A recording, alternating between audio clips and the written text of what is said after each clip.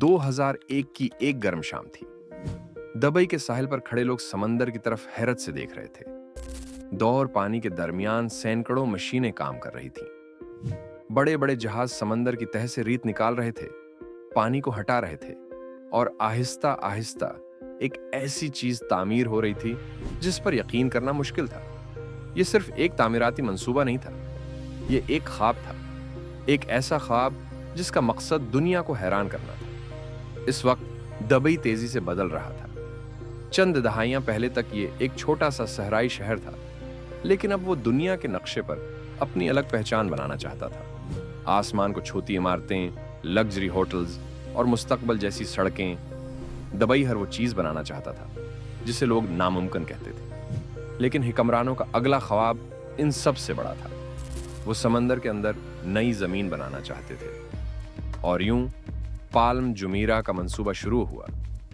एक मसनूई जजीरा जो ऊपर से देखने पर खजूर के दरख्त जैसा लगता था। दुनिया भर के मीडिया ने उसे इंजीनियरिंग का मौजज़ा करार दिया।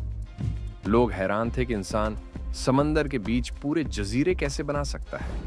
लेकिन दुबई यहां नहीं रुका। चंद साल बाद एक और भी दीवानावार मंसूबा सामने आया, द वर्ल्ड आइलैंड्स।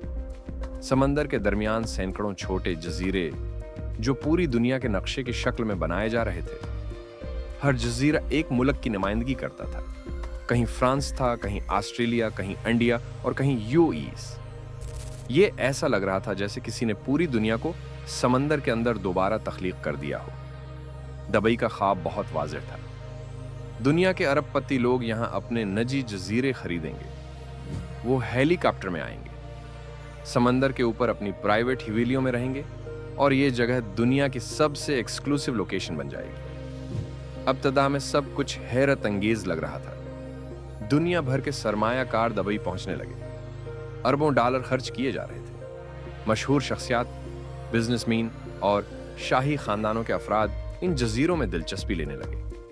मीडिया ने उसे दुनिया का 8वां अजूबा कहना शुरू कर दिया। ऐसा लग रहा था कि दुबई वाकई नामुमकिन को मुमकिन बना रहा है। लेकिन फिर 2008 आ गया और अचानक दुनिया बदल गई। ग्लोबल फाइनेंशियल क्राइसिस ने पूरी दुनिया की मईशत को हिलाकर रख दिया। बेनिक तबाह होने लगे। अरबपति सरमायाकार पीछे हटने लगे। वो लोग जो कल तक दुबई में जजीरे खरीद रहे थे, अब अपने पैसे बचाने की कोशिश कर रहे थे। और सबसे पहले असर पड़ा इन मसनूई जजीरों पर। कई मंसूबे फौरन रोक दिए गए। कुछ कंपनियों के पास तामीर मुकम्मल करने के लिए पैसा ही नहीं बचा। कई जजीरे सिर्फ रीत के टुकड़ों की सूरत में रह गए। कुछ जगहों पर आधी बनी इमारतें वीरान खड़ी थीं। जहां कभी मुस्तकबल की लग्जरी जिंदगी का ख्वाब देखा जा रहा था, वहां अब सिर्फ खामोशी थी। लेकिन मसला सिर्फ माशी बहरान नहीं था। असल मसला खुद ये जजीरे थे। ये तमाम जजीरे समंदर से निकाली गई रीत से बनाए गए थे। लाखों टन रीत को खास मशीनों के जरिए समंदर में डालकर नई जमीन तैयार की गई। लेकिन समंदर हमेशा हरकत में रहता है, लहरें कभी नहीं रखती।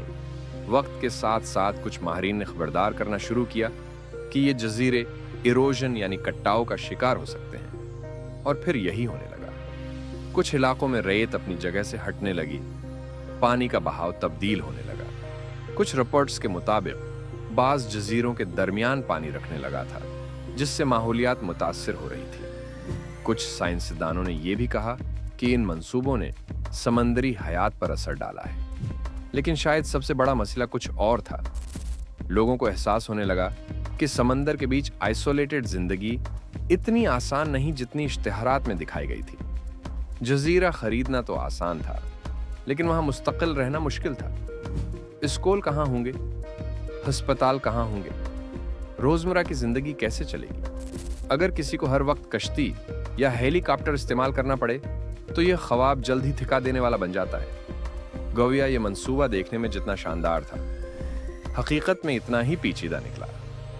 वक्त गुजरता गया और दुनिया ने एक अजीब मंजर देखना शुरू किया। कई मसनूई जजीरे आज भी तकरीबन खाली पड़े हैं। कुछ जगहों पर सिर्फ रेत है।